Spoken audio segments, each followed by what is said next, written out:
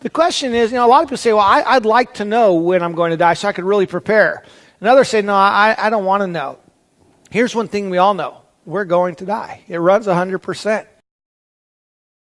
My name is Rohlinger, and I live just outside of the Phoenix, Arizona area. And I have 4 children. My oldest, Jake, is going to be 20. I have a 17-year-old Zachary and a 15-year-old Joshua, and then our baby girl, Brooke, is 11. When I moved here from Ohio, I was looking for a school, and there happened to be a local college here that I went in to get my teaching degree at. And I was actually almost finished with my degree when this kid from San Jose, California, cocky kid, came in, and he was a basketball player, and I happened to be a cheerleader. And he kept, wanting to sit with me and do all these things. And I'm like, are you crazy? You're, get out of here.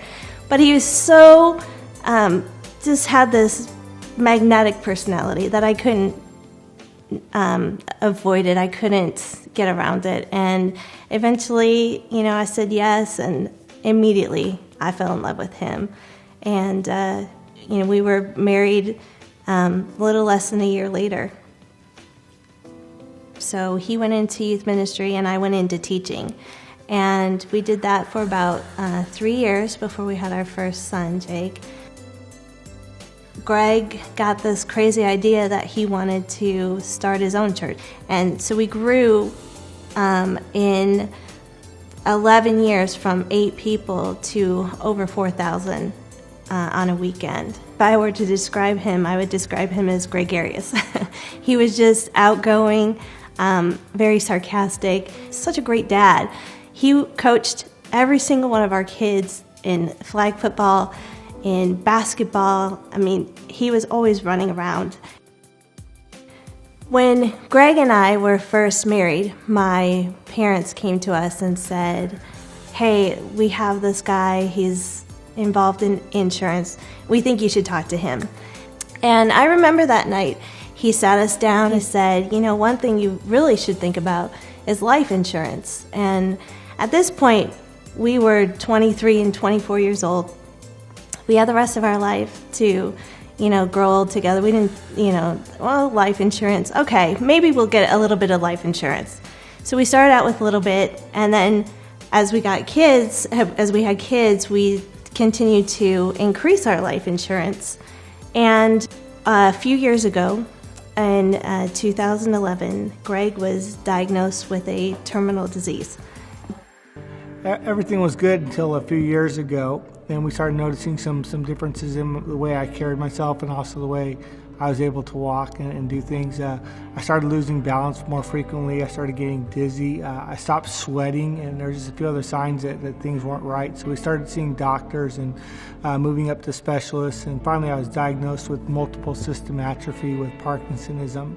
Basically, is a neurodegenerative disease, and it just kind of eats away at your body. The doctor said, the younger you are, the faster it goes.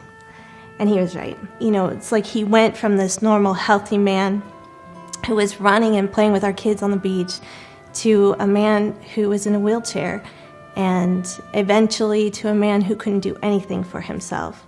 So every physical need that he needed, I had to do, and the kids had to do. But eventually he got so sick that they told me I can no longer take care of him. And so we moved him into a hospice, and 5 weeks later, he passed away. It was devastating, losing the love of my life. And nothing can make that easier, but because of who he was and his character and how much he loved me, how much he loved his children, he provided for us. Our new agent, Paul, came after he had passed, and when he gave me the checks, there was some relief and just reassurance that now as a single mom, as a single woman, that I didn't have to rush out and get a job because I was a stay-at-home mom. It was a great feeling knowing that I was going to be there and kind of help out and make sure that that family was taken care of. And there was just such a relief in the fact that I knew that I was going to be okay.